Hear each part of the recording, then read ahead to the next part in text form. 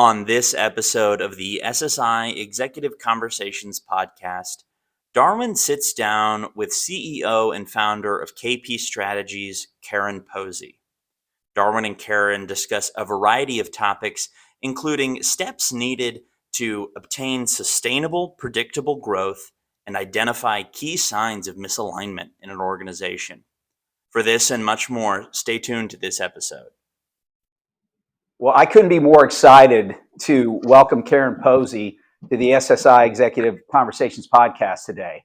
I've been really excited about this. Karen's the founder and CEO of KP Strategies, which is a certified woman-owned company. They give CEOs the confidence that they need to make bold moves to their business to drive sustainable, predictable growth through strategic planning, yearly operational planning, and customer experience. Karen has extensive experience being a high-performance leader with a successful track record in running organizations. She created 4 organizations from scratch, created an executive sponsor program, consulting practice, researched executive sponsor programs, authored a white paper about it, and then became a recognized expert in that area.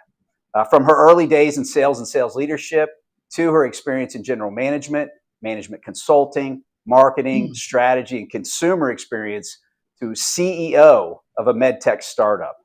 Amazing.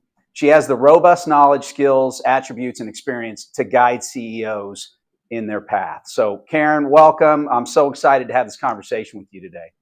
Thanks. Great to be here. Thank you so much. Awesome. Well, let's just dive right in. I think there's so much value, not only at the executive leadership, but those that are trying to attain to that level in their career growth and really understand what's important for organizations to be successful. What would you say, let's start out, what are the 3 things that CEOs miss when they're trying to grow, and I'm going to use your terminology, SPG, sustainable, predictable growth? Yeah, 3 things. They definitely miss an actionable strategic plan, right? Step 1, they miss the customer insight and they measure the wrong things. So let's take the first, an actionable plan. There's the phrase that's used a lot in strategic planning called a spot, a strategic plan that sits on the shelf. There's a lot of organizations that do that. They're looking for the check mark, right? Or there's organizations, every year it never fails. I get 2 to 3 calls a year where the CEO will call me and say, hey, I'd love for you to do our strategic plan. Great, let's talk about it. What do you have today? And dig into it. Bottom line is the CEO wants me for a 2-day leadership session, and he really is looking for a facilitator. Yeah. And so I just back away from those because it's just, one, I don't want to put my name next to it, and they're just missing what they could be doing, and I'll tell you why. The second piece, it feeds right into customer insight, right? Right. When you don't have customer insight, that's why 50% of the CEOs they're not even happy with their strategy. Not to mention over 65% are really unsure of what bold moves to make in the business and how to pursue those growth avenues. And it's because they don't have that customer insight. And when I say go ahead. I was just going to say, there's just so many things that you have already said they're impactful. But first of all, anything that you're just checking off a box, you've got to question the value that it actually brings. And I even think about mission, the why. Anybody's why, your mission statement, your vision statement, employee value proposition, it can't be lip service. And so anything that you're just checking off a box, design history file, quality management system, and leadership is critical. So talk about a little bit more on, because I think what you're just saying, I think about, voice of the customer, voice of the employee, voice of the stakeholder. And you just made the comment about they aren't focused on what their customer insights are. Yeah, it's interesting. There are voice of the customer, and those programs are important. But a lot of times those come from calls from the call center. And don't get me wrong, those are great calls. Now, there's other surveys that organizations will do that will reach various levels in the organization, and that's good. I'm talking about, Pareto principle, your biggest customers at a decision maker level, your key stakeholders, and your key partners, right? And then also competitive intelligence information. Right. That is what that insight really gives you what are the strengths and weaknesses of the organization? What are the opportunities and threats, right? Both internal and external, so that you can really use that to put together the SWOT in conjunction with what the internal team thinks. But it's really a combination of both of those. Yeah. Well, and I think that in terms of, cutting through, Bernie Haffey talks about that your number one advocate of of sort of your performance is whether or not your internal employees would recommend you for somebody else Right, to come work there, or even for another customer. That's an important internal checkpoint. But then secondly, would your customers recommend you to right. other customers? And if they wouldn't, then you've got challenges obviously from both of those angles. So I think that that's so important, and we see that regularly from a talent management standpoint, because we're seeing what's going on in the marketplace. We're talking to all these different people in critical positions, and sometimes companies kind of miss the forest for the trees a little bit. They do, they do. And then the third piece, as I mentioned, is, you know, organizations that are measuring the wrong things. So, what gets measured gets managed, right? Right. And so the thing I typically see is that organizations are measuring too many things, Mm-hmm. right? And they're not really focused on the key things that are going to move the needle tied to the strategic plan and yearly operational plan. And then the other thing is I see that they measure too many what I call lagging indicators, Okay. not leading indicators. So lagging indicators, gosh, that takes sometimes months to get information back and to see where you are. And Ah. especially when you're trying to drive new initiatives, what are those leading indicators that can tell you week in, week out if you're doing the right things? And if you're looking at lagging indicators versus leading, then you have no choice but to be reactive That's versus right. proactive. You're So, always looking through the rearview mirror. That's right. right, I immediately think, so our good friend, Mark Sellers, from a Yeah, funnel management principle, how many companies basically set their funnel process up for which their executives need that information to make decisions strategically, where the company's going, where they're going to invest. And too often that's set up on their internal sales force or inside sales, those practices and things that they're doing and activities versus their customers' buying decision right, process. right. Um, that's just so insightful. So you have a phrase that I really like called the silent killer for Yeah. SPG. So, tell us what that means. The silent killer for SPG is organizational misalignment, right? Yeah. Find me an organization that doesn't, in some way, shape, or form, be a little dysfunctional, right? Right. Every organization has a little dysfunction. Absolutely. None of us individually are perfect, and there can't be. I hope there's no organization. We certainly aren't that's Right, perfect. right. Yeah, and it's interesting, 70, there's a stat out there, 72% of executives and middle managers that are responsible for executing the strategy can't even list what their top strategic priorities are, right? So That's amazing. you look at that, and then you look at 78% of those employees feel like their leaders don't even have a clear direction for the organization, and right, and then Wow. what just exacerbates the opportunity is when you look at alignment overall, 68% of organizations with low alignment, which is strategy, culture, talent, right, Right. have very poor employee engagement to the point you brought up earlier.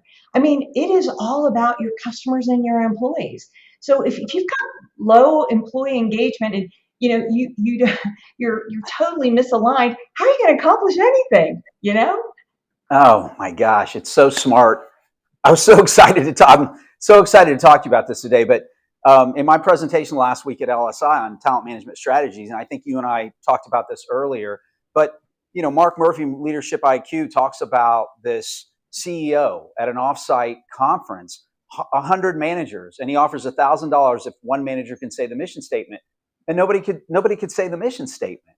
And so, like, if you don't understand your mission statement, then Right, it obviously isn't impactful because you don't know right, what it is, which comes back to your why. You don't really know why you're doing what you're doing. And so from a leadership standpoint, if you've got a team and they don't know really why they're what the strategy is, or why they're doing the strategy, how would they actually know exactly what the strategy is, and how do you want them to execute on it? It's just That's so right. important. And Right. you talked about low employee engagement. Well, yeah. How do any of us execute, and how can you get excited about something that you don't clearly understand? Right. So Ah, yeah, it's hilarious because then that, CEOs are like, well, I can't figure out what's going on and why we're not executing, right? And then I'm like, well, let's have you and the leadership team take an assessment. Let's kind of like level set and see where you are. the thing that immediately comes to mind when you just said that is kind of, the idea of the people in the ivory tower. When I Right. first got Right. into corporate America, it's like they don't really know what we're doing. And to the same standpoint, back to the customer piece. I mean, when I was in corporate America, I can remember multiple times, leading sales teams and being at a conference, and somebody from corporate or marketing gets up and talks about a new initiative or new collateral, and everybody's kind of looking around at each other, and people are like, have they talked to any customers? Like, did anybody talk to the sales team? And it's just so disjointed sometimes from my previous experience. So that really resonates when you say that. Well, and actually, one of the other things that I do is I also help organizations with, yeah, as you mentioned, customer experience. And it is amazing. Organizations all the time think they know who their customers are. I'll give you an example. There was a large company I was working with, very large, and I met with all the executives, gave them the assessment, met with all the executives. I said, "So tell me, who do you think your customer is?" And they described who their customer was. But what was interesting is when I worked with their analytics team, that's not who their customer was at all. That's The amazing. reason they thought it was their customer is those were the only people calling the call center. You're So kidding. here, that was only 5% of their customer base, and they were missing 95% of their customer base, which were in two other personas. And so So it's the fascinating. people doing the analytics, they were only getting the information relevant to the call center. They weren't getting the integration of that in the analytics. Right. And so when I started, I said, well, hey, can I work with your analytics team? And so I did. And I said, hey, can you, I had them run some parameters. And when I showed the executives the data, they were blown away. They could not believe it. But I got to tell you, Darwin, that happens more than not in all various sizes of a lot of organizations. It's who they think the customer is. A lot of times it's just the people calling the call center. That's not really sometimes who their customer might be. So. I talk all the time about 2D, 3D, 4D. And, 2D to me is very transactional.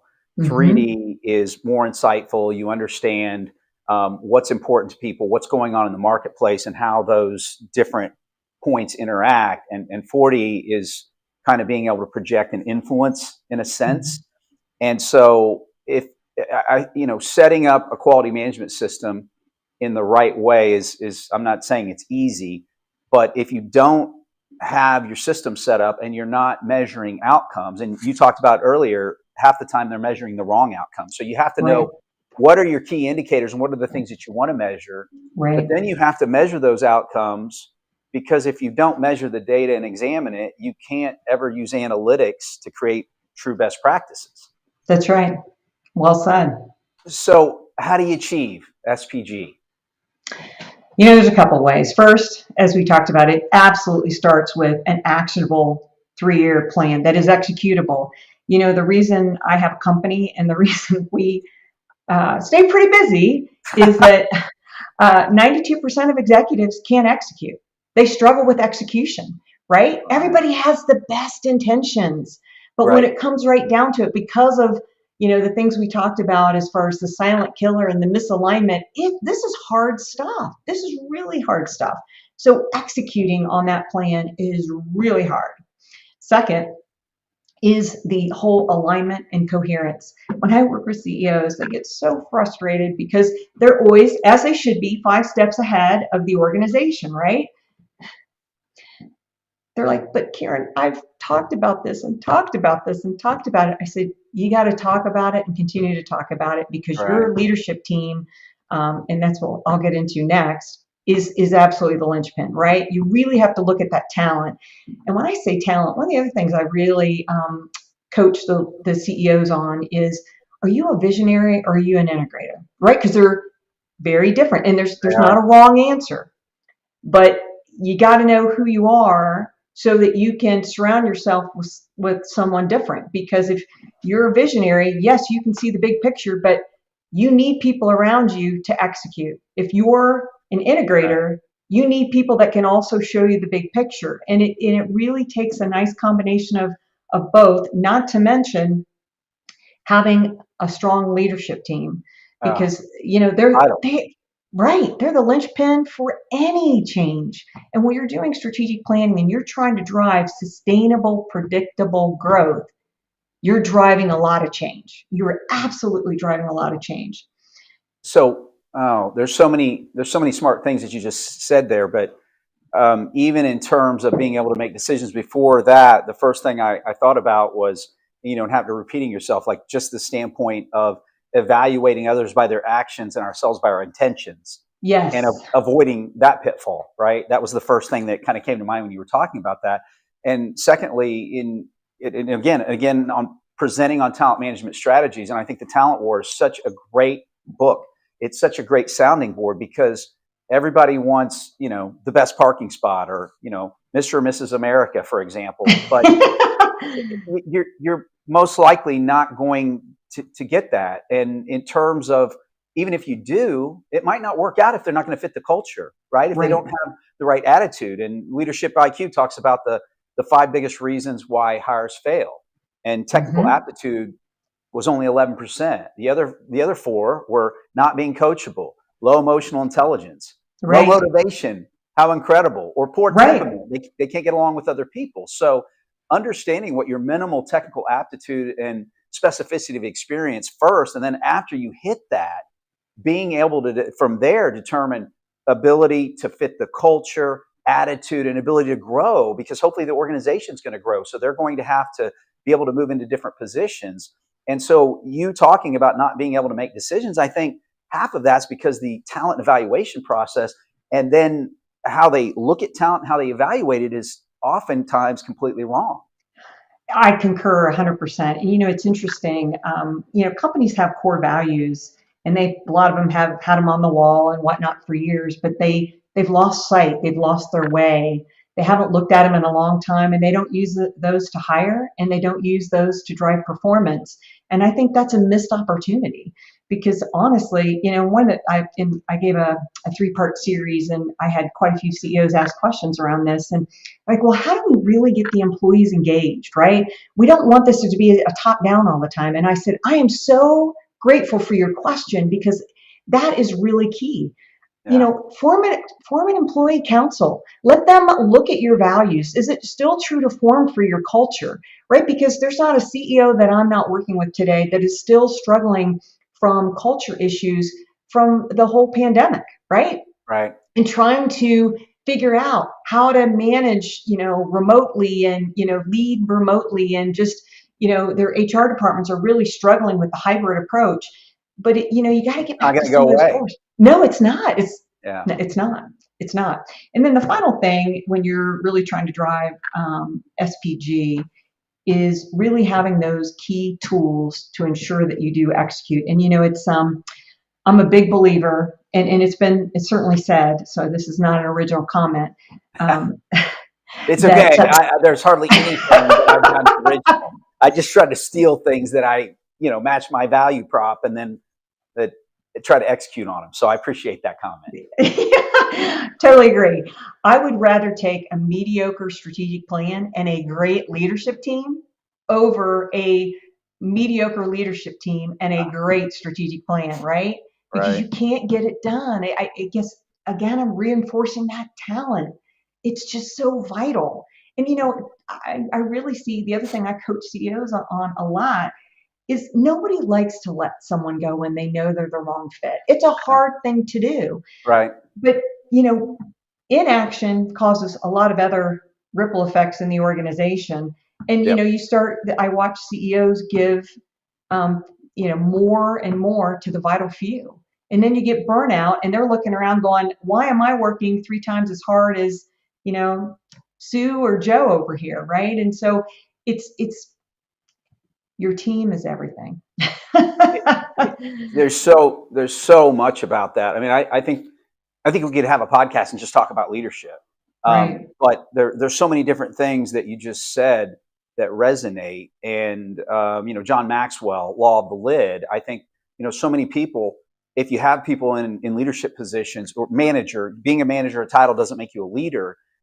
But if they have lower emotional intelligence, they're not going to hire people with the people they're going to hire are going to be lower Right. in capacity than they have, which means that as your organization goes down, that skill set and experience and ability starts to go down. And, leaders, people that understand that you never want to be the smartest person in the room, you want to surround yourself with people that help make you better. That is so important. And you just mentioned that because of inaction, and I learned a long time ago, somebody told me, if you do things the right way, people fire themselves. You don't fire people Right. because That's if right. you have an empowerment, a lead, a ZAP empowerment, servant leadership environment, and you're helping people with what they need, then it's up to them to execute or not, as long as you're making expectations clear and providing the direction and the training. But then by not fixing that issue, you end up putting more on your other people. And Karen, I learned that lesson at like a very early age because I got into the hospital as a respiratory therapist, and I always got the worst assignment. And there was one facility, you just walk because you'd have the burn unit was on one side of the hospital, one of the ICU units was on the other side, and then like psych and detention all went together. It was like considered the worst assignment, and because you walked all night long. But if you didn't complain and you did the work, like you're going to get it every time, because the people that didn't want to do it would complain or not do the work as well, not respond as quickly. So it's so interesting because what do you think is going to happen Right. if you just keep putting more on those? The Pareto principle is just so I've just seen it. It's so true. It is. It is. For the video recording of this podcast, along with additional resources, make sure to find us on the web at ShurigSolutions.com and follow us on social media and LinkedIn at Shurig Solutions.